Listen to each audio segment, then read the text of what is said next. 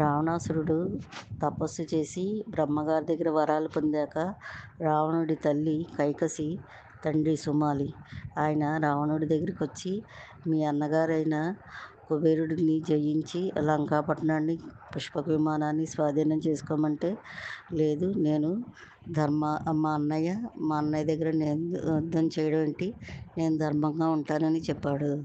కానీ ఈ ప్రహస్తుడు మంత్రి రోజు చెప్పేవాడు, ఆ లంకాపట్టణాన్ని జయించు, పుష్పక విమానాన్ని స్వాధీనం చేసుకోమని చెప్పేవాడు. అలా ఓ సంవత్సరం పాటు చెప్పాక అప్పుడు బాగుంది, వెళ్తే వెళ్ళి కుబేరుని మీద యుద్ధానికి వెళ్తానని చెప్తాడు. సంవత్సరం పాటు ఎందుకు వెళ్ళలేదంటే, యుద్ధానికి బ్రహ్మగారి దర్శనం అయింది. వరాలు పొందాడు కదా, సత్పురుషుల దైవ దర్శనం వలన ఒక సంవత్సరం పాటు ధర్మమూర్తిగా ఉన్నాడట. అందుకనే ఎప్పుడైనా సరే సత్పురుష సాంగత్యం, దైవ దర్శనం చేసుకుంటే ధర్మాత్ములుగా ఉంటామట.